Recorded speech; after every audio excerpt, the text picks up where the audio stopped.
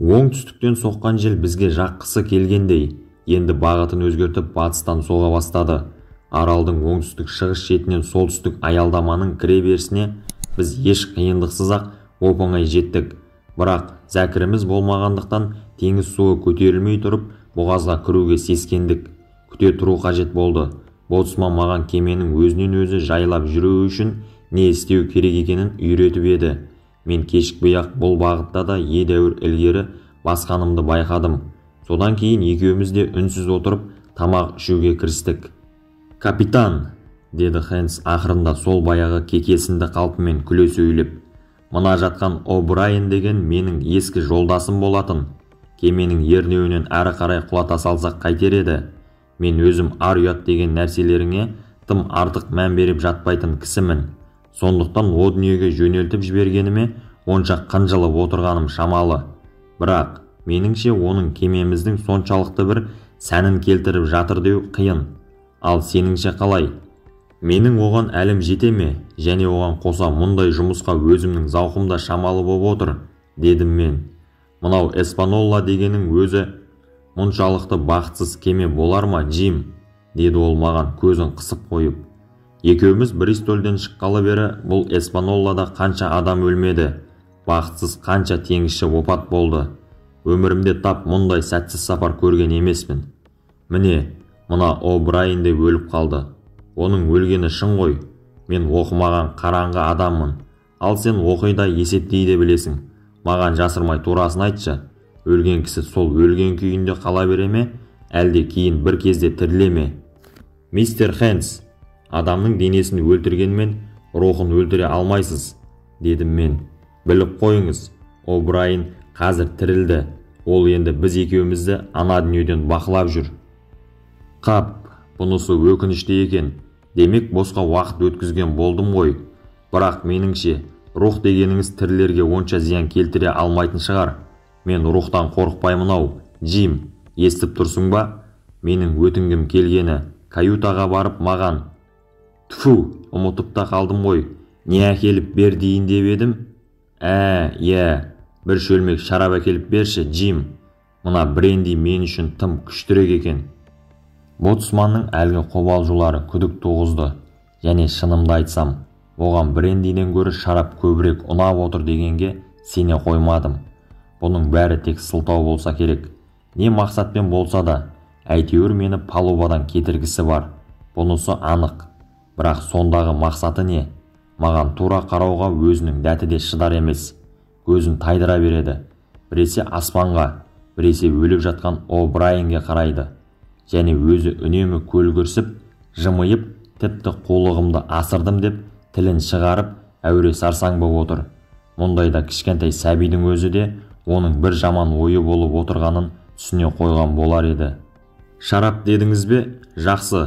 Тек қандайын әкелейін? Ағым ба, әлде қызылым ба?» деп сұрадым. «Достым, бәрібір», деді ол. «Тек қызуы мол болсын да, өзі неғұрлым көбірек болсын». «Жақсы. Мен сізге мистер Хэнс портвейн әкелейін. Бірақ оны іздеп тапқанша біраз уақыт кететін шығар». Мен аяғымды неғұрлым қаттырақ тарсылдата басып, төменге жүгіріп түстім. Сосын кебісімді шешіп, дыбысымды сездірмеуге тырысып, басқа сенекпен барып, коврикке өттім. Одан траппен жоғары көтеріліп, алдыңғы жақтағы тамбурдан жайлап, басымды қылтиттым. Мені сыртынан бақылап жүр деген Хэнстің ойына да келер емес. Дегенмен ештеңе сезбесін деп сақтанып қараймын. Күдігімнің дұрыс екеніне бірден-ақ көзім жетті. Ол орнынан көтеріліп, төрт аяқтап, кәдімгідей-ақ шапшаң жорғалап палубада кетіп барады. Қимылдаған сайын жаймен ыңқылдап қояды. Сірә, жаралы аяғын қатты ауырсынатын болса керек. Жарты минут өтер-өтпестен су ағатын түтікше түбінде шиыршықталып жатқан кеме арқанына жорғалап жетті де, арқан астынан сабына дейін қып-қызыл қан, бір ұзын пышақ, жоқ пышақ емес-ау, кішігірім кездік суырып алды. Астыңғы иегі салбырап түсіп кеткен. Қанжар өте ме, өтпей ме деп жүзін байқап көрді де, жалмажан қойнына тыға салды. Қайтадан жорғалай фальшброд түбіндегі өзінің бұрынғы орнына барды. Мен өзіме қажет біраз нәрсені біліп алдым. Израиль жорғалап болса да жүре алатын болып шықты. әрі енді өзінің қаруы да бар. Мені жаңа палубадан кетіруге тырысты. Демек, құрбан еткелі отырған адамы да мен екенім анық. Сонда мен өлгеннен кейін ойы не? Бүкіл аралды кесіп өтіп, қарақшылардың батпақ жанындағы лагеріне бармақ па? Әлде зеңбірек атып, жолдастарын көмекке шақырмақ па? Мұнысы мен үшін әрине жұмбақ. Мүдделес кезімізде менің Хэнстен қорықпауыма болады. Екеуміздің мақсатымыз кемені бір қауіпсіз жерге жеткізу. Тек ол жер кейін кемені қажет кезінде еш қиындық, қауіп қатерсіз кейін алып шығуға болатындай ыңғайлы жер болуы тиіс. Бұл мақсатымыз іске асқанша менің өміріме қауіп те төне қоймауға тиіс. Ойлана жүріп, уақытымды босқа кетірмеуге тырыстым. Қайтадан білдіртпей каютаға бардым. Кебісімді киіп, қолыма іліккен бір құтыны ала салып, палубаға оралдым. Хэнс мен кеткенде қалай жатса, тап сол қалпына еніп жатып қалыпты. Соншалық әлсіреген, немесе шақырайған жарыққа қарай алмай қиналған кісіше көзін сығырайтып, шала жұмып жатыр. Маған сынай бір қарап алып, шөлмектің тығынын үйреншікті дағдысы бойынша оп-оңай ашып, әдетте айтылатындай, «Сенің денсаулығың үшін», деп шарапты дем алмастан түбіне дейін таусуға жақындатып ішіп салды. Содан кейін сәл дем алып, жан қалтасынан таңдайға салатын темекінің бір тақтасын шығарып, бір кішкентай бөлігін кесіп беруімді өтінді.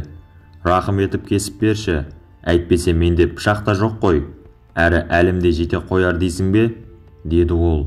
«Әй, Джимай, тіптен пайдаға аспай қалғанымды қарашы, бір шетінен кесіп берші. Бұл өзі Құдайдың қалған өмірімде шайнауға жазған ең соңғы темекісі болса керек. Ұзақ жатпаспын сірә, кешікпей-ақ о дүниеге аттанатын шығармын». «Жақсы», дедім мен. «Қазір кесіп берейін. Бірақ мен сіздің орныңызда болсам, жағдайым мүшкіл екенін білгесін. Өлер алдында Құдайға құлшылық етіп, жалбарынып, істеген күнәларымды жуып шаюға тырысқан болар ем». «Күнәларымды дейсің бе?» деп қайталап сұрады ол. «Қандай күнәларымды? Қандай күнәларымды дейсіз бе? Қандай күнәларыңыз бар екенін өзіңіз білмейсіз бе?» дедім мен.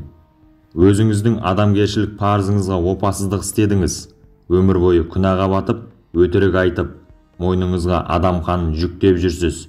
Әне, аяқ жағыңызда өзіңіз жаңа ғана өлтірген бір адам тағы жатыр. Сөйтіп жүріп қандай күнәларым деп менен сұрайсыз. Күнәларыңыз осы, мистер Хэнс».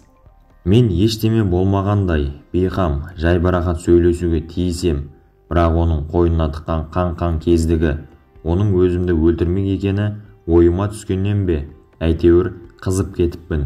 Ал ол бойын шарапқа алдырғаннан ба, маған айрықша салтанатты жауап қатты. «30 жыл бойы менің жүзбеген теңізім қалған жоқ», деді ол. «Жақсыны да, жаманды да, дауылды да, тымықты да, аштықты да, тіпті пышақ соғысқан кісінің өлімін де көрдім. Басқа да талай нәрселер кездесті. Бірақ менің бір сөзіме сенуге тиіссің. Ізгілік дегенің адамға титтейді пайда берген емес. Алдымен соққыға кім жықса, соныкі жөн боп шыға келеді. Өлгендердің қолынан кек алу келмейтіні ақиқат. Менің бар сенер дінім осы. Әумин. Ал енді», деді ол тіпті басқа дауыспен, «осы мылжыңдағанымыз да жетер. Су келіп едәуір көтеріліп қалыпты. Менің командамды тыңда, капитан Хокинс. Енді екеуміз кемені бұғазға апарайық». Шынында да бізге 2 мильдей жер жүрсек болғаны екен, бірақ жүзу өте қиын болды. Солтүстік аялдамаға кірер жол тар да таяз, әрі өзінің ирек-ирек бұрылыстары көп екен. Мейлінше сақтық, шеберлік керек болды. Бірақ мен зерек орындаушы болып шықтым да, Израиль Хэнс баға жетпес командир екенін көрсетті. Екеуміз қайраң атаулыны айналып өтіп, шеберлік көрсеткеніміз соншалық, егер сыртымыздан бақылаған біреу болса, сүйсінбей қалмас еді. 2 мүйістің де жанынан аман өттік. Енді біздің жан жағымыз құрлық жер. Оңтүстік жағалау сияқты, солтүстік аялдаманың да жағалауларына да қалың орман өскен екен. Бірақ бұғаздың ұзына ұзын болғанымен ені тым тар екен. Тіпті шындап келгенде бұл бұғаз деуден гөрі өзеннің сағасына көбірек ұқсайтын болып шықты.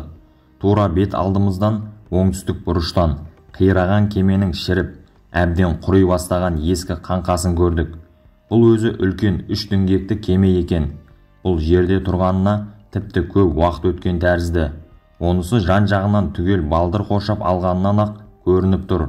Палубада қызылды жасылды гүлдерге толы әлдебір бұталар ұйысып өсіп тұр. Соншалық көңілсіз көрініс. Бірақ осының өзі бұғаздың кеме тоқтауға өте қолайлы жер екенін дәлелдеп тұрғандай. «Әне, көрдің бе?» деді Хэнс. «Ана бір жер өте қолайлы екен. Жағаға тіпті жақын баруға болады. Тап-таза, тегіс құм.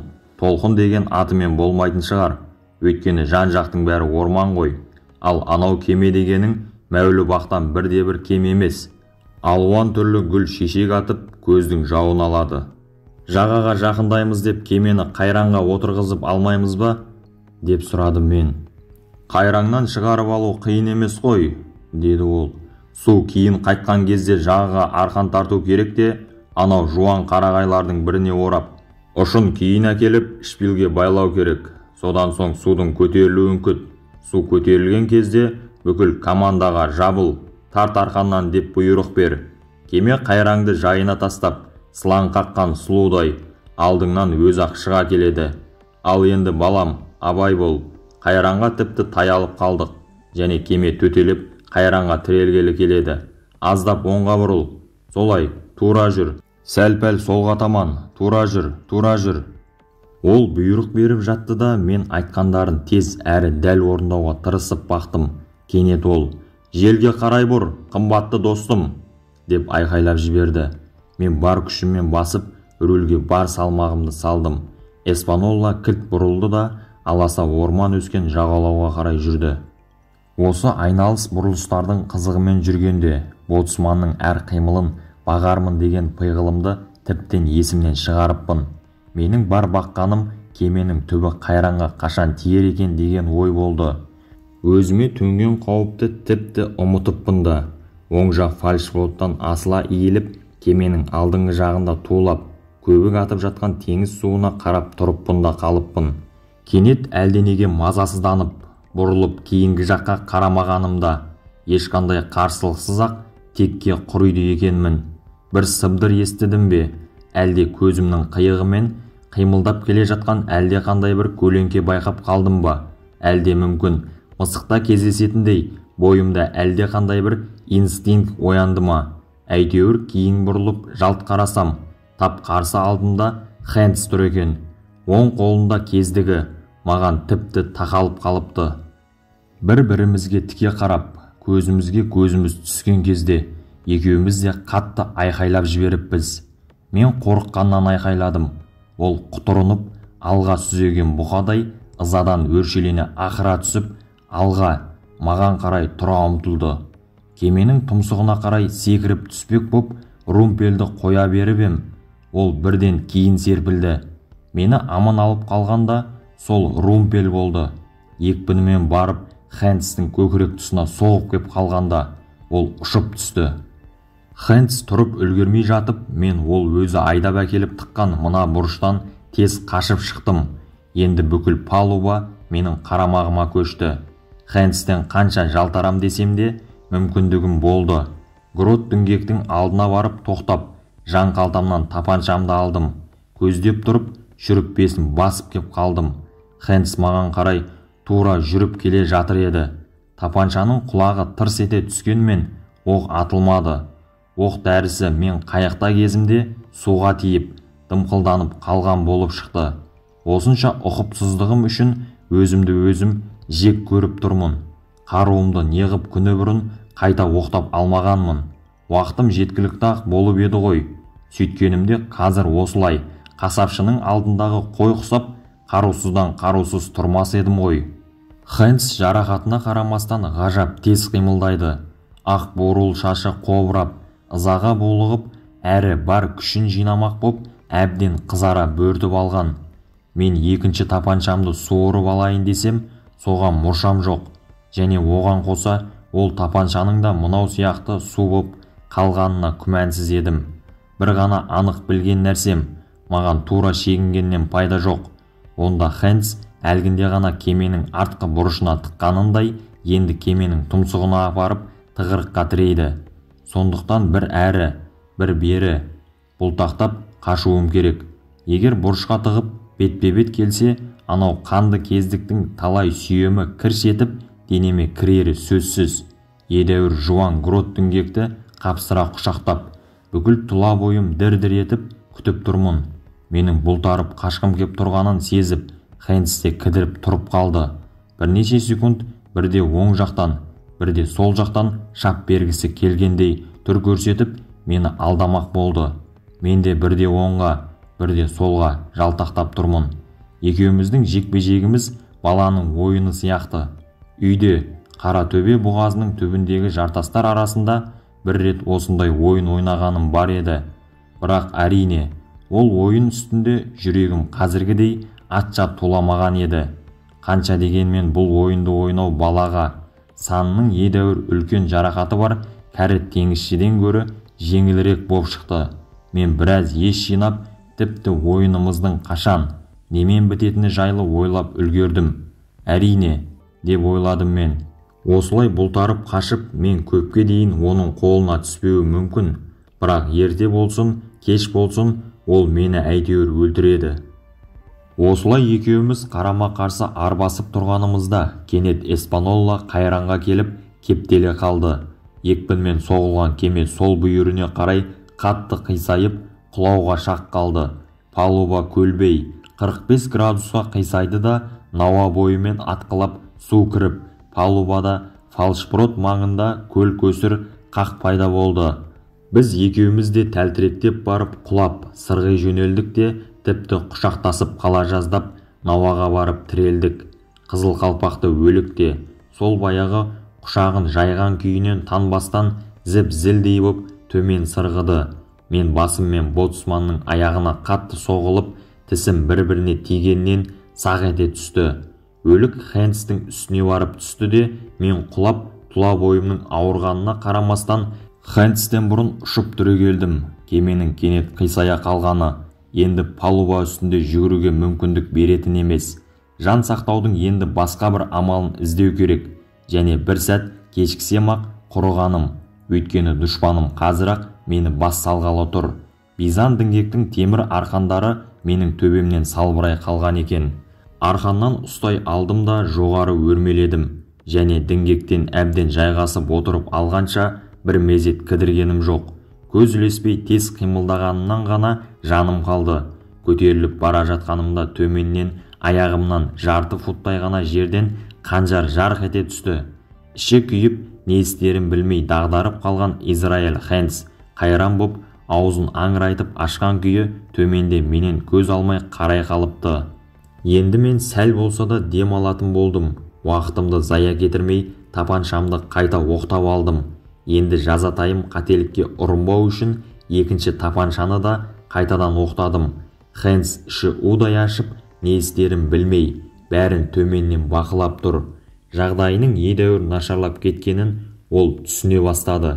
Сәл ойланып тұрды да ақыры әрең деп арқанға жабысты. Қанжарын аузына тістеп, жаралы аяғын сүйрете, қатты ыңқылдап, жаймен жоғары өрмелей бастады.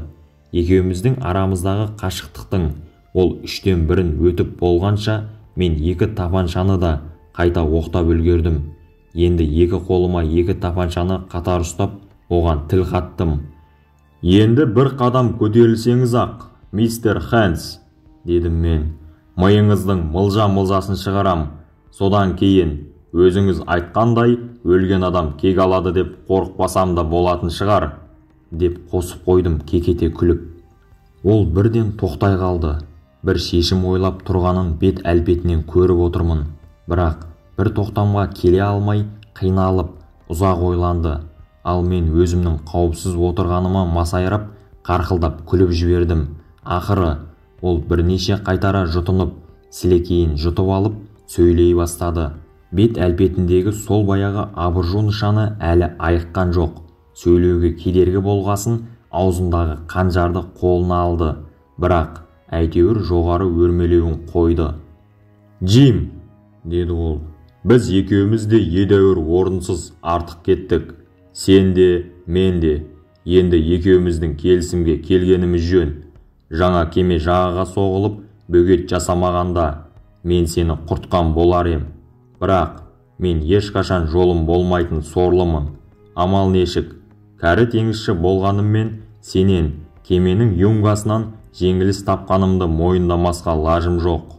Мен оның сөздерін ұйып тыңдай түсіппін, ал өзім шарбақ басына ұшып шыққанына тәкаппарлана қалған әтештей мәз болып жымиып отыр едім. Бір кезде ол кенет оң қолын сілтеп кеп қалмасын ба? Ауада атылған жебедей бірдеме зу ете қалды. Бірдеменің денеме кірт етіп тигенін сездім. Денем шым еткендей ауырып кетті. Сөйтсем иығым діңгекке шегеленіп қалған екен. Денем қатты ауырғаннан ба, әлде күтпеген жерден шошып кеткеннен бе? Тіпті ойлап істедім бе, әлде тек соқыр сезім бе? Білмеймін. Әйтеуір екі шүріппені де басып кеп қалдым. Тапаншарал атылуын атылдау, бірақ екеуі де қолымнан түсіп кетті. Бірақ бір жақсысы, құлаған тек тапаншалар ғана емес еді. Боцман арқанды қоя беріп, болар-болмас дауыс шығарды да, басын төмен қаратып, құлаған күйі суға барып күмп ете түсті.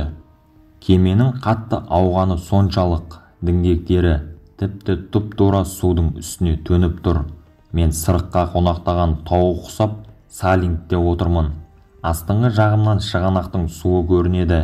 Мен құсап жоғары көтеріліп үлгермеген Хэнс палубаға жақынырақ еді. Суға менімен фальшброттың аралығынан құлады. Қанды көбік арасынан су бетіне бір рет қана қылтиып көрінді де мәңгі бақи батып жоқ болды. Су беті тынышталғаннан кейін қарасам, көрініп жатыр. Кеме көлеңкесіндегі тап-таза ақшыл құмның үстіне құлаған екен. Денесінің үстінен екі кішкене балық жүзіп өтті. Кейде су тербелген кезде қозғалып, орнынан тұруға ұмтылып жатқан кісіге ұқсап кетеді.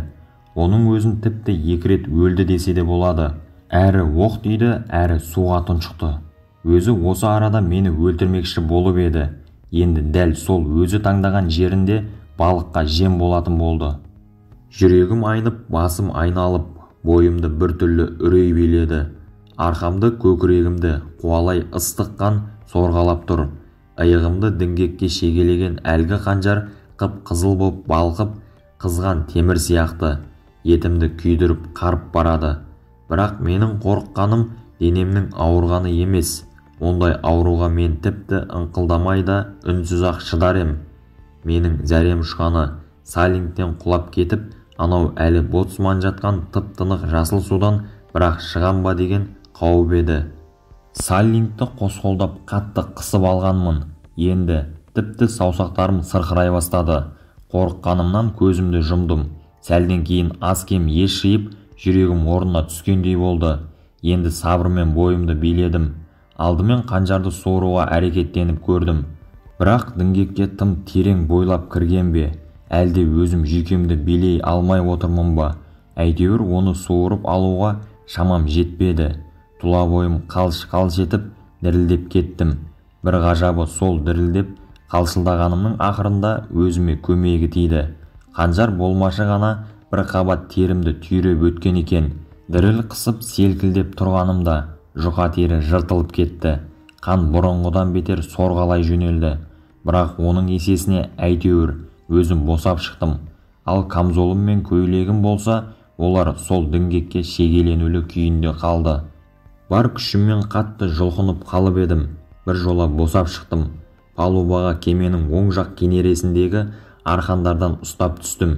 Осының алдында ғана Израиль қолымен ұстаған анау арқандарға мені ешқандай күш жақындата алмас еді. Каютаға түсіп, жарамды байлап алғым келді. Жарам кәдімгідей қатты ауыра бастады. Қаны әлі де тиылған жоқ. Бірақ пәлендей қауіпті жара емес. Қолымды қалай қимылдатам десем де, оған бөгеті жоқ. Жан жағымды шолып байқап көрдім. Енді кемеге мен жалғыз өзім ғана қожа боп қалдым. Сондықтан кемедегі ең соңғы жолаушыдан, өліп жатқан О'Брайеннен құтылудың амалын ойластырғым келді. Ол сырғанап фальшброттың қасына дейін жетті деп бұрында да айтып едім ғой. Сол жерде ебедейсіз жексұрын бір қуыршақ құсап сұлап жатыр. Үлкен қуыршақ, бойы тірі адамның бойындай, бірақ тіршілік нышаны жоқ. Өмірге тән жылылықтан жұрдай.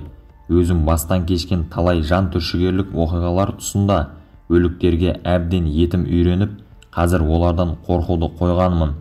Сондықтан одан құтылу маған онша қиынға түскен жоқ. Белбеуінен ұстап, кебек салған қапшық құрлы көрмей, көтердім де кеме кенересінен асыра лақтырып кеп жібердім. Күмп етіп суға құлады. Басынан ұшып түскен қызыл қалпағы су бетінде қалқып барады. Өлік құлағанынан су лайланып кетіп еді. Енді міне, су тынышталғанда мен олардың екеуін де, О'Брайенді де, Израильді де ап-анық көрдім. Екеуі қатар жатыр. Судың баяу ағысы екеуін кейде жаймен тербетіп қояды. О'Брайен жас жігіт болғанымен мүлдем жылтырбас еді. Басы тақырайып, өзін өлтірген адамның тізесін жастанған күйі бейқам жайғасыпты. Екеуінің де үстінен кішкене балықтар жып-жып етіп, әрлі-берлі зулап өтіп жүр. Сөйтіп кемеде мен жалғыз қалдым. Міне су кейін серпіле бастады. Күн едәуір еңкейіп қалған екен. Батыс жағалаудағы қарағайлардың көлеңкесі бұғазды көктей өтіп, палубаға да жетіп қалыпты. Кешкі самал соқты. Бұғазды шығыс жақтан биік екі шыңы таласқан үлкен төбе қолтығына алып, жел өтінен тасалап тұрғанымен діңгектер мен арқандар гуілдеп, желкендер тарс көрсетіп, желпілдей бастады. Кемеге төнген қауіпті мен бірден түсіндім. Кливерлерді тез-тез жинап, палубаға түсірдім. Бірақ гротты түсіру оңай емес еді. Кеме қисайған кезде Гик ернеуден асып түсіп, суға құлапты. Тіпті оның бас жағы 2-3 футтай желкенімен қоса суға батып тұр. Осыдан келіп жағдай тіпті қиындай түсті. Оның бәрін орын-орнына келтіріп, дұрыстау менің тіпті де қолымнан келер емес. Сондықтан мен батылым барып, еш нәрсеге де жақындай алмадым. Амал қайсы, Эспаноланы бір тағдырдың өзіне тапсырып, тастап кетуіме тура келетін сияқты. Не істей алам?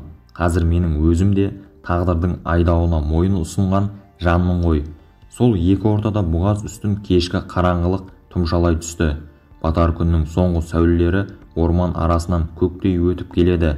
Король шапағындағы асыл жақұт тас құсап, кеме желкенінің әр жерінде жалт-жұлт ойнайды. Салқын түсе бастады. Кейін серіпкен су азая берді. Су азайған сайын кеме де құлаған бүйіріне қарай қисая түсті. Мен кеменің тұмсық жағына өтіп төмен қарадым. Кеме тұмсығы таяз жерде тұр екен. Дегенмен сақтық істеп, арқаннан қос қолдап ұстап, жаймен кеме ернеуінен асып түстім. Су менің белуарымнан келеді. Құм қатты екен. Толқын қазғылап тастапты. Сөйтіп мен Эспаноланы бір бүйіріне жантайтып, желкенін су шайған күйінде тастап, оп-оңай жағаға шықтым. Күн батты. Қарағай басында жел шулайды.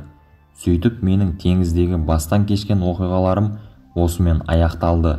Және сөз жоқ, сәтті аяқталды. Кеме қарақшылардан тартып алынды. Енді бізді мұхитқа тап осы қазір шығамыз десек те, оған мүмкіндігіміз бар. Мен енді тезірек үйге, өзіміздің қамалымызға оралып, өзім істеген ерліктерім туралы мақтанғым келіп, өліп барам. Маған сірә өз бетіммен кетіп қалғаным үшін аздап ұрсатын болса керек, бірақ Эспаноланы қолға түсіргенім бәрінде жуып шаюға тиіс. Тіпті капитан Смоллеттің өзі де менің ерліктерімді мойындамай қала алмас. Осындай ойларға беріліп, көңіл күйім сондай көтеріңкі. Ағаш шарбаққа бармақ болып жолға шықтым. Өз ойымша шарбақ ішінде баяғысынша өзімнің достарым күтіп отыр. Капитан Киттің бұғазына құятын өзендердің ішіндегі ең шығыс жақтағысы қос өркешті төбенің түбінен басталатынын мен жақсы білетінмін. Сондықтан мен өзенді ең жиіркенішті жерінен кесіп өтпек болып, солға қарай бұрылдым. Орман тіпті сирек екен. Бөктерді жағалай жүріп отырып, кешікпей төбенің шетін айналып өттім де өзенді кешіп арғы бетке шықтым. Бұл менің Бенганды кездестірген жерімнің дәл өзі боп шықты. Жан-жағыма жетірек қарап, өте сақ келе жатырмын. Тіпті қараңғы түсіп кетті. Төбенің екі шыңының арасындағы шатқалмен келе жатып, жоғарғы жақтан жанған оттың алау сәулесін байқадым. Отты лаулатып жағып, сірә Бенган өзіне тамақ пісіріп жатқан ғой деп ойладым. Ішімнен оның соншалық бейқамдығына таң қалдым. Шынында мен көрген отты батпақ жағынан да өз лагерінен Сильверді көріп қоймай ма? Барған сайын түн қараңғылығы қоюлана түсті. Табан жолымды әрең тауып келем.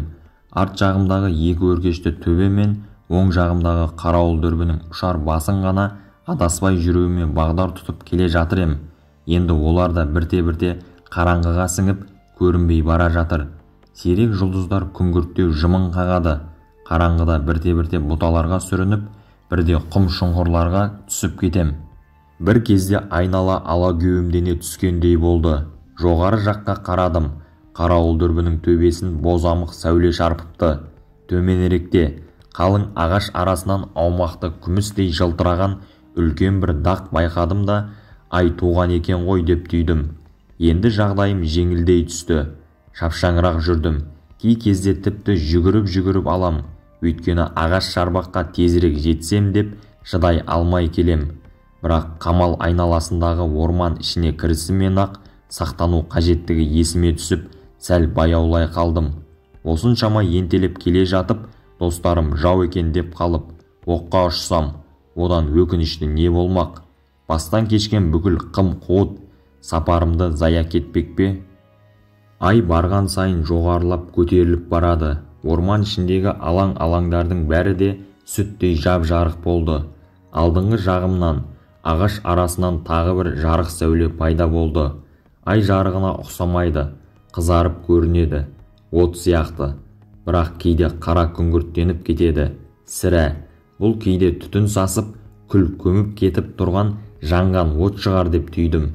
Дегенмен, бұл өзі не болды екен, сайтан алғыр. Ақыры, орманның шетіне шықтым. Ағаш шарбақтың батыс шетіне ай сәулесі түсіп тұр. Шарбақтың қалған жағы және үйдің өзі де қараңғылық құшағында. Тек кей тұстарында ғана күміс сәуле тіліп-тіліп өтіпті. Ал үйдің арт жағында лаулап үлкен от жанып жатыр.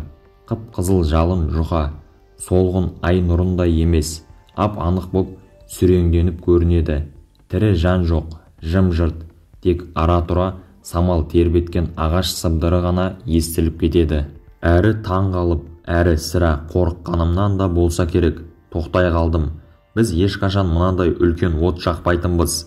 Капитанның бұйрығын орындап, дайын отынды үнемдеуге тырысатынбыз. Мен жоқ кезде достарым бір пәлеге ұшырамаса жарар еді, деп үрейлене бастадым. Үнемі көлеңкемді қуалап, сақтана жүріп отырып, бекіністің шығыс жағына өттім де, ең бір қараңғы тұсын таңдап алып, шарбақ үстінен асып түстім. Босқа азан-қазан жасап қайтем деп, төрт аяқтап, үн-түнсіз үйдің бұрышына қарай еңбектедім. Бір кезде жаным жай тапқандай болды. Жалпы өзім қорылдағандай жек көруші ем. Қорылдап ұйықтайтын адамдар мен үшін барып тұрған азап болатын. Бірақ тап осы жолы достарымның қаннен қаперсіз қорылға басып, тыныш ұйықтап жатқаны әсем сазды музыкадай жаныма жаға түсті. Ашық теңізде келе жатқанымдағы кезекші матростың бәрі де орында деген түнгі айқайы қалай құлаққа жағымды естілетін болса, мына қорылда мені солай тыныштандырып ұнай түсті. Бір анық байқағаным, ешқандай күзет қойылмапты. Егер қазір менің орныма бүкіл қарақшыларымен бірге білдірмей Джон Сильвер келсе ғой, мыналардың ешқайсысы да таңға жетпестен о дүниеге аттанар еді. Бәрі де сол капитанның жарақаттанып қалғанының салдары ғой, деп ойладым. Күзетке қоятын кісілері де жоқ. Осындай қиын шақта достарымды тастап кетіп қалғаным ерсілеу болды-ау, деп өзіме өзім ренжідім. Есікке келіп, мойнымды созып, іш жаққа көз салдым. Үйдің іші өте қараңғы екен. Ештеме ажыратып көре алмадым. Қорылға қоса қанатын қаққан құстың ба, әлде бірдемені тоқылдатып шоқыған құстың ба, әйтеуір тағы да бір дыбыс естіледі. Екі қолымды ілгері созып, сипалап үйге кірдім. Өзімнің әдеттегі орныма барып жатайын, деп жымиып күліп қоям.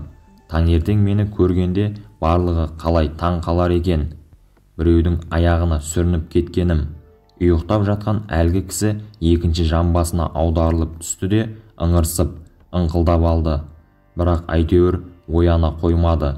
Осы арада кенет «Пиастрлар, пиастрлар, пиастрлар» деген ащы дауыс қараңғыда өршеленбесін бе келіп, тоқтау жоқ.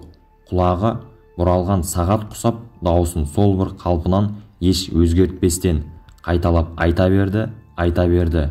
Бұл Джон Сильвердің жасыл тотысы капитан Флинт болды. Қанатын қағып дыбыстағанда, ағаш қабырғаның кішкентай сынығын шоқып, тоқылдатқан да сол екен.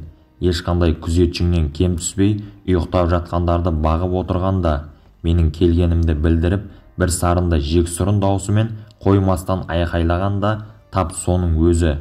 Жасырынып үлгере алмадым. Тотының қатты, ащы даусын естіген жұрт оянып ұшып түрегеліп жатыр. Мен Сильвердің даусын таныдым. Ол бір боқтап алып, «Кім бұл?» деп айқай салды.